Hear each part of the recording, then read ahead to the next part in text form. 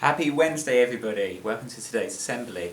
And this week we're doing some assemblies about keeping safe, and that's been really important as a theme for us recently, as all children at home and in school and all parents have been thinking an awful lot about the government's advice for how to make sure we're tackling the coronavirus, which is to stay alert, control the virus and save lives. And I just want to talk to you a little bit about what that means for us all at the moment, and to do so I've been talking to some of the children in Year 5 yesterday who I wanted to see how we were doing with these things, how we were doing with keeping a safe distance from others, limiting contact and regular hand washing, as those are the things that we've been told will make a big difference in controlling the virus and stopping it from spreading. The children I spoke to told me that the biggest difference for them at school at the moment was that their friends aren't back at school. And that's the most serious and important change to our school. Most of you aren't here. That's also the most important way that we are helping to control the virus. And we know that by controlling the virus, stopping it from spreading, that will stop people getting poorly and will save people's lives.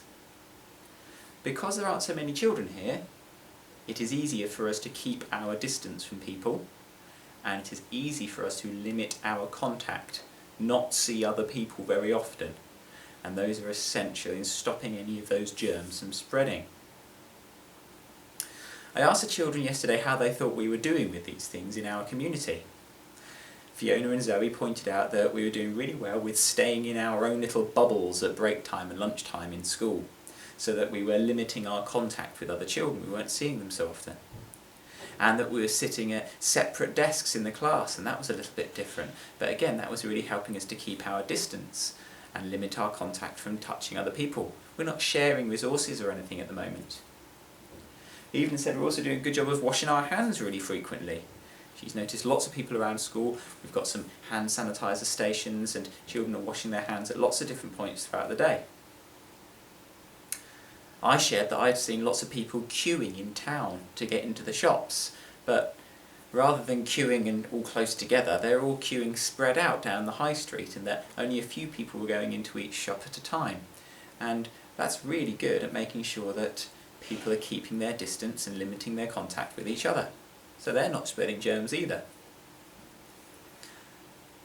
These are all really good ways of staying alert and controlling the virus, and help making sure that if there was any of the virus in our community, that it won't spread to as many people. Annalise and Lily, they reminded us that we've been having a staggered start to our school day as well, and a one-way system for which you come in and out of school at the end of the day and the beginning of the day. And I asked them why we were doing that. Well, the answer is that that really spreads people out as they enter the school. It stops us from having lots of people standing close together and near to each other, because if they're all spreading close to each other, then it's easy for them to share germs. One of the ongoing challenges with our school site is that hundreds of people all need to get into our school at the same time in the morning and the afternoon. The big playground really helps this. At the end of the day now, you see people spread out around the playground, giving each other space so that no germs can spread between them. But we just need to remember to stay in our families while we're waiting for our children at the end of the day to come out. And not to get too close to other people, even if we really want to catch up with them. This can be tricky for our youngest children. Some of our nursery pupils, for example, they really want to go and play on the playground with each other. We can't let them do that, and they certainly must stay off the apparatus and things, because that's a way that germs could spread. So parents need to make sure that they're looking after their children at the end of the day and not letting them go and speak to others. On the pavement in and out of school, it's important that we don't gather there to talk with our friends. Try to arrive at the right time in the mornings. We won't open the gates until 8:30, so please don't arrive before then, because that means we'll have a queue going down the street. Equally, at the end of the day, don't arrive early, because that will give us a queue as well. And once we've all been collected, we do our lap of the playground and we follow that one-way system out. If you're cycling to school, which is a really great choice to do, as well as your helmet, please remember to get off your bike in plenty of time before you get to school, because the pavements around school are really busy. We need to space people out on those pavements, and somebody cycling towards you down the pavement can make it difficult for us all to keep our distance and keep safe.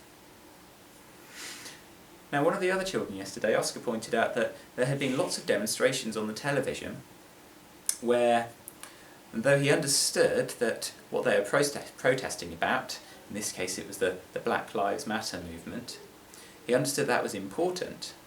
It was a shame that it meant they were all very close to each other and people could spread the virus that way. And Spencer pointed out that he'd seen lots of groups of people, lots of groups of children down at the park, and he wasn't sure whether they were social distancing or not. A few of his friends also said that they'd seen quite a lot of people at the beach gathering in groups as well. So we know that there are still places where it's really difficult to keep our distance and to limit our contact with other people. But these things are really important everywhere, not just in school. Your parents are watching the news, so they know what is allowed and what isn't allowed.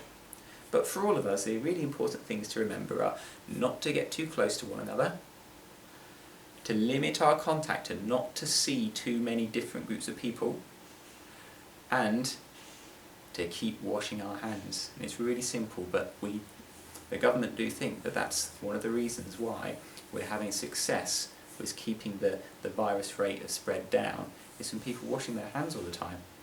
And because we are doing a good job at this at school and in our community, there are fewer and fewer poorly people with the virus at the moment. So if we keep it up, we will all be able to come back to school sooner in a much more normal way. So please do remember those few things for me, and we'll be carrying on our Keeping Safe theme tomorrow with a few important messages from the RNLI. I'll see you then.